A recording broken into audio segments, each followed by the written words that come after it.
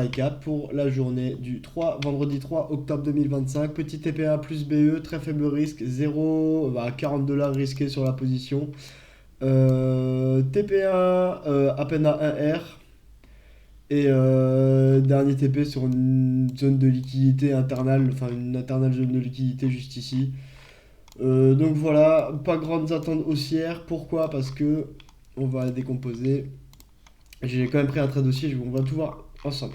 Alors, très gros fair value gap daily juste ici, sachant qu'on est vendredi, c'est une journée à potentiel retracement si on suit le PO3. Weekly, donc on s'attend à une journée de baisse aujourd'hui, ou en tout cas qu'on n'aille pas sur des nouveaux plus hauts historiques, ça c'est clair. Donc, de ce fait, chercher des zones, on va dire, plus basses. Ici, il nous reste encore à faire value gap H4. Et ici, vous voyez qu'on ne l'a pas respecté. Ici, il nous restait un order block H4 juste ici.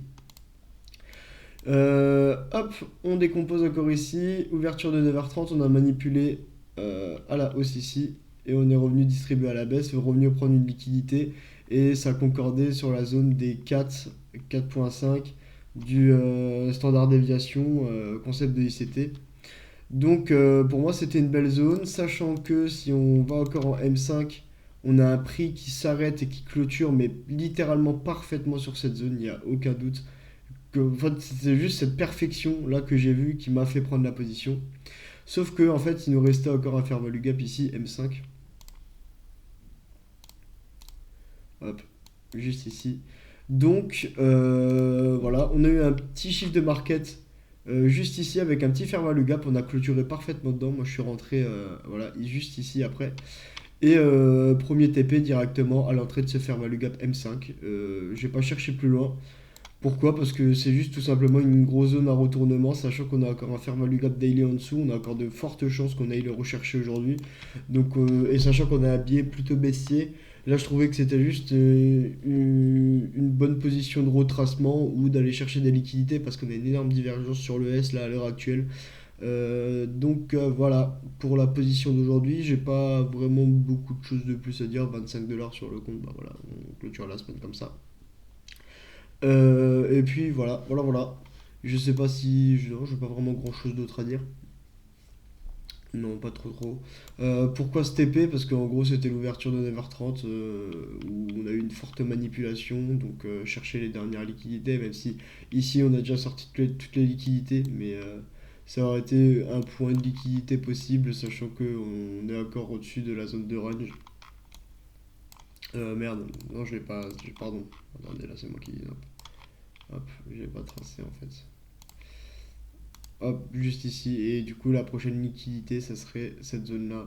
Donc au-dessus de la zone 50. Et voilà, ça correspondra à la zone des.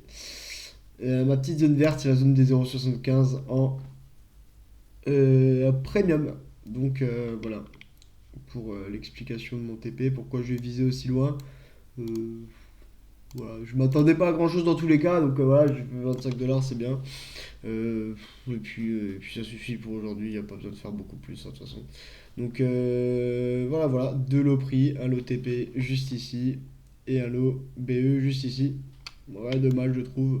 On va voir ce que le prix va faire, même si je trouve que c'est vraiment un setup qui est aussi mais parfaitement quoi. Mais parfaitement quoi.